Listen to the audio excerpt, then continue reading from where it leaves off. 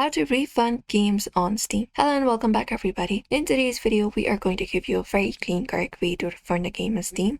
Steam refunds are actually pretty easy, so you can follow out this method for that. So let's start by opening up Steam. Let's go to Steam application instead directly and open it up on our screen.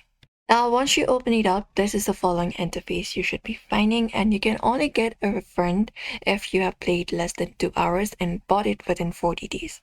Still possible outside, but it's not guaranteed. So what you can do is you can open up Steam and card for the help section. So in the top menu, you can just go over and card for the help, this top menu, and click on it. After that, go to Steam support and open it up and access that page right here, and there will be finding this section, card for purchases, and open it up. Now within purchases here, you will be finding the games that you have.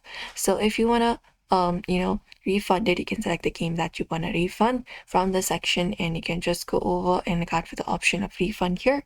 From the selected issues, you should be finding option that something like you would like to refund.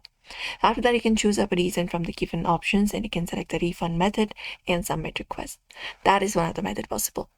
If not this, we can head over to Steam website instead of the application and go to help.steam. After that, type in powered and type in .com and hit enter. After that, you will be taken to their site. You can just go over and log in if you're not logged in, sign in into Steam and select the game that you would like to refund and submit. And where does the money actually go? So the money actually goes to your Steam wallet, usually within 24 hours. You can look out for your wallet option directly from your Steam application, and you can find a refund available on your wallet directly there. It may take 3 to 7 business days for that, but you can just go over and do so.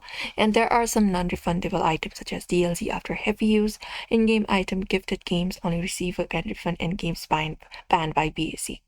But usually this is how you should be able to refund easily using Steam application. So therefore, we hope this video was helpful. Give this video a like and subscribe for more tips and tutorials.